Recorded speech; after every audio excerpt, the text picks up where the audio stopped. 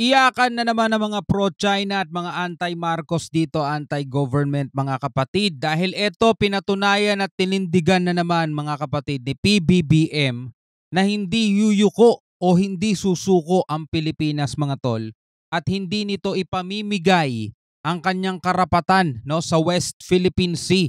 Dahil nga tulad ng lagi nating sinasabi mga tol, etong West Philippine Sea ay hindi lang para sa atin ngayon, kundi para sa mga susunod pang henerasyon, 'di ba? So tungkulin natin mga tol na ipaglaban at ipagtanggol to para sa atin at para sa mga susunod na henerasyon. Huwag natin ipagdamot sa kanila to mga tol, 'di ba? Kaya yan ang ginagawa ngayon ng ating gobyerno. Gumagawa ng paraan para hindi magkaroon ng kaguluhan, magkaroon ng gera, inaayos sa mabuting paraan. Pero syempre, pinapakita pa rin nila sa mga mananakop na bansa na hindi susuko o hindi matatakot ang Pilipinas mga tol. Ito ang ating pag-usapan ngayon at ito ang ating bigyan ng reaksyon at opinyon mula rito sa News 5 Everywhere. Ito basahin natin ang title mga kapatid. Marcos nanindigang hindi isusuko ang karapatan ng Pilipinas sa West Philippine Sea. At dapat ikaw bilang isang Pilipino, ganyan din ang paninindigan mo mga tol, no? Hindi yung tipong porket idol mo lang si ganito, porket panatiko ka ng ganitong politiko, kahit na anong sabihin na nun, papalakpak ka na lang, di ba? So huwag na natin patagalin pa, panoorin na natin to mga tol. Nanindigan si Pangulong Bongbong Marcos na kailanman hindi titiklop ang Pilipinas at hindi natin isusuko ang ating karapatan sa West Philippine Sea. Diba? Doon pa lang eh. Doon pa lang eh. Doon pa lang eh. Alam mo na mga tol eh. Kung ito ba isang weak leader talaga eh. Diba? Marami kasi mga tol dyan, no? Matapang sa salita. Diba? Marami dyan matapang, maangas, kumakaasta. Pero sa gawa, ayun na, doon na magkakaalaman mga tol. Diba? Kapag ikaw ay nasindak na ng isang higanting bansa at bilang isang presidente ng Pilipinas, yumuko ka, nakipagkasundo ka na lang, ipinamigay mo. Unang-una, presidente ka ng Pilipinas, wala kang karapatan para magdesisyon para sa buong Pilipinas, di ba? Lalo na kung ipapamigay mo is ang ating soberanya kasi hinalal ka ng taong bayan eh. 'Di ba dapat pabor sa Pilipinas yung lagi mong iniisip. Hindi yung tipong papabor sa ibang bansa para lang makapagtago ka o para lang mapagtakpan mo yung karuwagan mo na ipaglaban yung yung bansa, 'di ba? Wala tayong binabanggit na pangulo, wala tayong binabanggit na pangalan mga tol. Etong sinasabi natin ay dapat talagang ginagawa ng isang presidente ng Pilipinas. 'Di ba? Tuloy natin. Nagbabala rin siya sa China. Oras na lumala ang tensyon at may namatay na Pilipino. Nasa frontline ng balitang yan, si Gerard de la Peña. Pero mo si PBBM na nagbabala sa China, no? Cannot allow anyone. Matapang ang naging talumpati ni Pangulong Bongbong Marcos sa Shangri-La Dialogue ng International Institute of Strategic Studies o IISS sa Singapore. Ipinahayag niya sa harap ng international community ang paninindigan ng bansa sa ating karapatan sa West Philippine Sea. Binigyang diin ni Pangulong Marcos na matagal lang naitalaga kung hanggang saan ang ating teritoryo na pinagtibay pa ng mga kasunduan at batas tulad ng 1982 United Nations Convention on the Law of the Sea o UNCLOS. At ito naman sigurong international community, hindi naman mga bugok to para hindi maintindihan mga tol. Siyempre rumerespeto rin sila at kinikilala rin nilang international law at UNCLOS. Diba? UNCLOS ang nagtalaga sa Pilipinas na meron tayong 200 nautical miles. Hindi ito imagination lang ng Pilipinas o hindi gawa-gawa lang natin.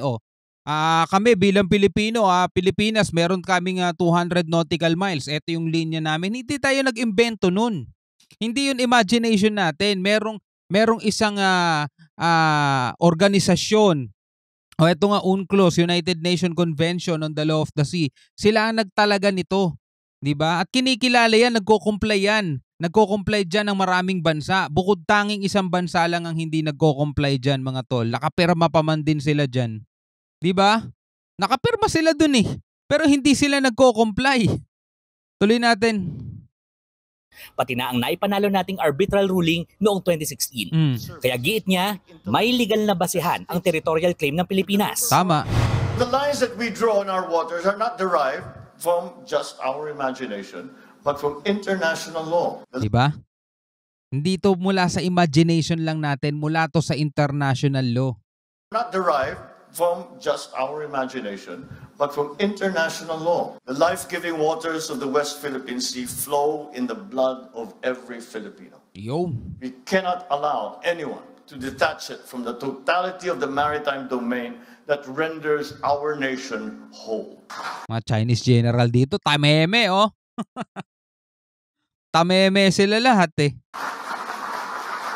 No, palakpakan lahat yung international community oh. Bilib sila sa tapang ng presidente mga tol eh.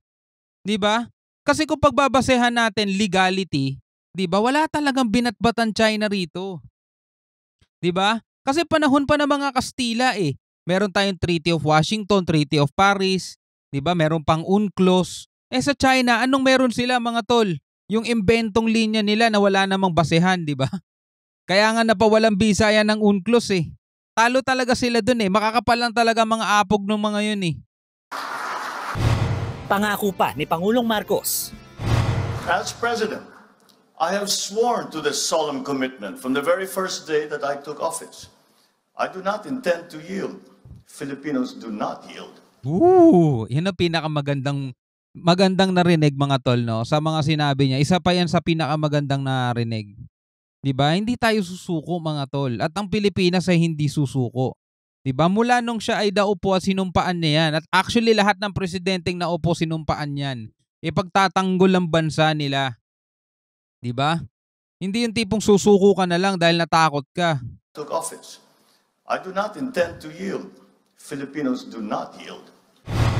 Sakali umanong mas lumala pa ang tensyon sa West Philippine Sea, tatawagin na raw ng Pilipinas sa mga kaalyado nitong bansa tulad ng Amerika, kung saan mayroon tayong Mutual Defense Treaty. Yan o, babalayan mga tol, babalayan sa ano?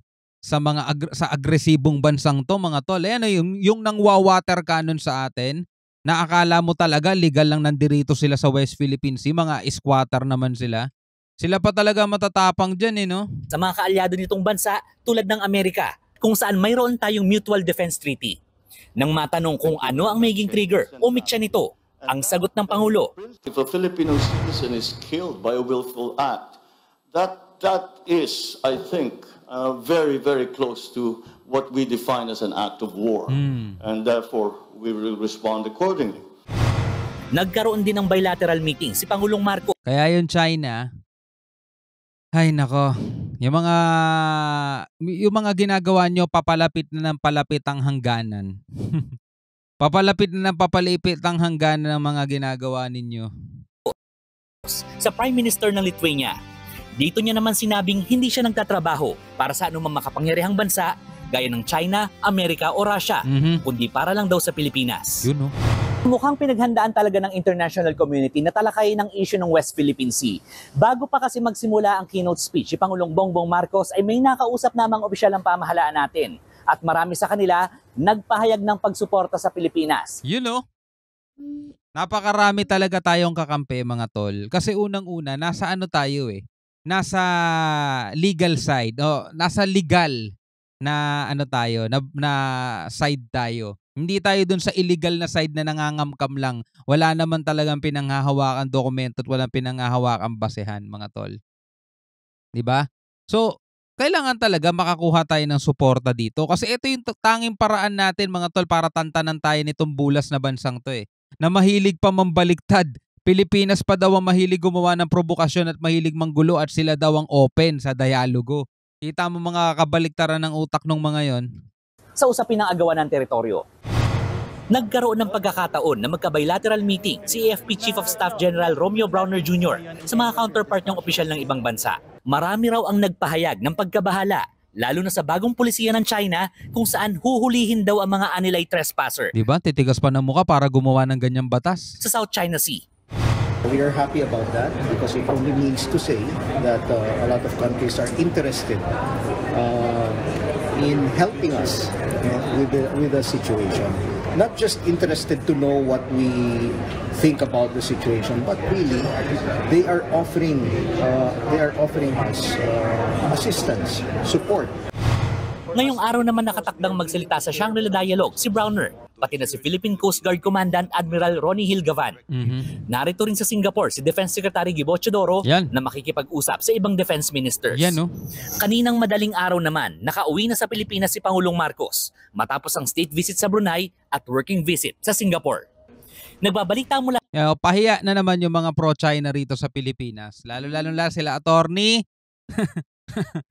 Na ang sinasabi, pasyal-pasyal lang daw. Sama mo na yung mga vlogger nila o mga tol. Well, anyway, bilang isang Pilipino, ano ang masasabi mo dito sa balita at videong napanood natin? Pwede ka magbigay ng komentaryo, pwede ka magbigay ng iyong opinion at saloobin mga tol. No? At maraming salamat sa panonood. Hanggang sa muli, ako nga pala si Shobal D. Peace out.